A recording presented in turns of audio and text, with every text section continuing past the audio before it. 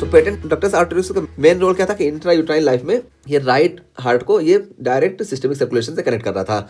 लेकिन यहाँ पे क्या होगा, देखिए बताया गया कि in fetal life shunt is right to left, तो राइट हार्ट से यहाँ पे लेफ्ट हार्ट का जो सर्कुलेशन है यानी एओर्टा वगैरह में यहाँ पे हमको सर्कुलेशन देखने को मिल रहा था फीटल लाइफ में, और ये नॉर्मल था। लेकिन नियोनेटल पीरियड में क्या होगा कि जब ये परसिस्ट कर जाएगी ना, ये देखिए जब परसिस्ट कर गई तो अब क्या होगा कि नियोनेटल पीरियड में यानी जब बर्थ के बाद ये लंग्स की वेसल्स भी ये खुल जाती हैं, और जब लंग्स की वेसल खुल गई ना तो ब्लड जो है इधर जाना चाहेगा, यानी इसमें प्रेशर ओवरऑल कम हो जाएगा, और लेफ्ट वेंट्रिकल में प्रेशर ज़्यादा होता है और ये एओर्टा के थ्रू ये सिस्टमिक सर्कुलेशन में जाता है। और जब इधर भी अब प्रेशर ज़्यादा हो गया, अब जब इधर भी प्रेशर ज़्यादा हो गया ना, तो इधर देखिए प्रेशर ज़्यादा हो गया, इधर प्रेशर कम हो गया। इस वजह से नॉर्मल जो इंट्रायूट्राइन लाइफ में फ्लो इधर से इधर हो रहा था, यानी राइट टू लेफ्ट फ्लो हो रहा था, अब इधर प्रेशर ज़्यादा होने की वजह से ये लेफ्ट टू राइट हमको शंटिंग देखने को मिलेगी। यही यहाँ पे थ्योरी में बताया गया कि देखिए कि in fetal period shunt is right to left shunt था जो कि नॉर्मल था। लेकिन न्यूनेटल पीरियड में क्या होगा, डिक्रीज पल्मोनरी वेस्कुलर रेजिस्टेंस कम हो जाएगा, फिर इस वजह से क्या होगा, shunt become left to right. अब यहाँ पे शंट जो होगा ये लेफ्ट टू राइट हो जाएगा, यानी एओर्टा से ये आ जाएगा हमारे पल्मोनरी ट्रंक में, और इसमें क्या होगा कि progressive right ventricular hypertrophy and और left ventricular hypertrophy and heart failure. तो यहाँ पे देखिए होगा कि दोनों का हार्ट फेलियर, मीन्स दोनों में पहले हाइपरट्रॉफी होगी फिर हार्ट फेलियर होगा। क्यों? क्योंकि देखिए यहाँ पे लेफ्ट वेंट्रिकल से ब्लड जब इधर जा रहा है तो इसको सिस्टमिक सर्कुलेशन में ये रूट फॉलो करना था, लेकिन जब ये इधर भी आएगा तो इसको ज़्यादा काम करना पड़ेगा, इस वजह से हमको लेफ्ट वेंट्रिकल हाइपरट्रॉफी देखने को मिलेगी। और जब ये इधर आया ना तो देखिए अब यहाँ पे भी प्रेशर बढ़ गया, और जब यहाँ पे भी प्रेशर बढ़ गया, नॉर्मल यहाँ प्रेशर कम था इस वजह से ये राइट वेंट्रिकल आसानी से काम कर रही थी, लेकिन जब इधर से हाई प्रेशर ब्लड इधर भी आया तो यहाँ पे जब प्रेशर बढ़ा तो राइट वेंट्रिकल को भी अब ज़्यादा काम करना पड़ा, इस वजह से राइट वेंट्रिकल में भी हमको हाइपरट्रॉफी देखने को मिलती है। तो दोनों में हाइपरट्रॉफी देखने को मिलेगी और धीरे धीरे हार्ट फेलियर हो जाएगा। ठीक, तो ये चीज़ हुई। और उसके बाद फिर देखिए associated with continuous machine like murmur, तो इसको कंटिन्यूअस मशीन लाइक मर्मर देखने को मिलता है, इस पर भी हम अच्छे से बात कर चुके हैं क्यों देखने को मिलता है। और patency is maintains by PGE synthesis and low oxygen tension, और ये जो होती है ना इसकी पेटेंसी क्यों कंटिन्यू रहती है। नॉर्मली क्या होता है कि आफ्टर द बर्थ ये क्लोज हो जाता है, लेकिन ये ओपन कैसे रहता है, तो देखिए प्रोस्टाग्लैंडिन इसको ओपन रखने में रोल प्ले करता है, और लो ऑक्सीजन जब रहता है तब भी ये ओपन रहती है, तो यही यहाँ पे बताया गया है। और वैसे नॉर्मल कंडीशन में बर्थ के बाद प्रोस्टाग्लैंडिन का सिक्रेशन कम हो जाता है जिसकी वजह से ये क्लोज होती है, लेकिन यहाँ पे जो है प्रोस्टाग्लैंडिन इसको ओपन रखती है, तो यही यहाँ पे बताया गया कि patency is maintain by prostaglandin synthesis and low oxygen tension. और अनकरेक्टेड पीडीए, अगर पीडीए को करेक्ट नहीं किया गया, can eventually result in late cyanosis in lower extremities. तो यहाँ पे देखिए लोअर एक्सट्रीमिटीज में हमको साइनोसिस देखने को मिलेगी। पहली बात देखिए ये एओर्टा है और ये पल्मोनरी आर्टरी है, तो देखिए एओर्टा और पल्मोनरी ट्रंक है, यानी पल्मोनरी आर्टरी को देखिए कनेक्ट कर रहा है, तो ये हो गई हमारी पीडीए, पेटेंट डक्टस आर्टेरियोस। और इसमें एक इंपॉर्टेंट चीज़ क्या बताई गई कि यहाँ पे हमको लोअर एक्सट्रीमिटीज की साइनोसिस देखने को मिलेगी, इसी को हम बोलते हैं डिफरेंशियल साइनोसिस। तो ये देखिए साइनोसिस हमको तीनों में देखने को मिलेगी, लेट साइनोसिस हमको तीनों में देखने को मिलेगी, लेकिन इसमें हमको डिफरेंशियल साइनोसिस देखने को मिलेगी। क्यों डिफरेंशियल साइनोसिस देखने को मिलेगी, तो देखिए हम बता दें थोड़ा सा इस स्ट्रक्चर पे आप गौर करें। तो यहाँ पे देखिए क्या होता है, साइनोसिस क्यों देखने को मिलती है, क्योंकि बाद में राइट टू लेफ्ट शंट हमको देखने को मिलता है। तो राइट टू लेफ्ट शंट जब इन दोनों में देखने को मिलेगा तो हार्ट के लेवल पे हमको देखने को मिलता है, ventricular septal defect, arterial septal defect में।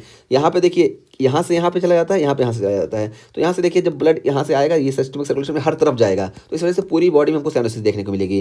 जबकि पेटेंट डक्टस आर्टेरियोस में क्या होता है कि जब हमको राइट टू लेफ्ट शंट देखने को मिलेगा तो देखिए अब इधर प्रेशर ज़्यादा हो गया, इधर प्रेशर कम हो गया बहुत दिन बाद, ठीक है, बहुत टाइम के बाद। तो अब यहाँ से ब्लड जब इधर प्रेशर ज़्यादा है तो यहाँ से देखिए इसमें जाएगा, और यहाँ से देखिए सिस्टमिक सर्कुलेशन में गया, लेकिन सिस्टमिक सर्कुलेशन में देखिए ये जो ऊपर वाले अपर एक्सट्रीमिटीज का सर्कुलेशन है ना, ये देखिए ये स्पेयर हो जाते हैं, इसके बाद इसका कनेक्शन होता है, इस वजह से ये लोअर एक्सट्रीमिटीज में जाते हैं। तो हमको जो साइनोसिस देखने को मिलती है वो लोअर एक्सट्रीमिटीज में साइनोसिस देखने को मिलती है, इसी को हम बोलते हैं डिफरेंशियल साइनोसिस। ठीक, तो ये चीज़ हम बताएं कि इसमें हमको लोअर एक्सट्रीमिटीज की साइनोसिस देखने को मिलेगी, इसी को हम डिफरेंशियल साइनोसिस बोलते हैं, और इस तरीके से ये वेंट्रिकुलर सेप्टल डिफेक्ट और एएसडी से अलग है। ठीक, तो ये चीज़ हुई। अब हम लास्ट में बात करते हैं ईसेन-मेंगर सिंड्रोम की। तो देखिए ईसेन-मेंगर सिंड्रोम बहुत ज़्यादा इसमें नहीं है, हम इसको शुरू में ही बता चुके कि लेटर साइनोसिस इसी वजह से होती है।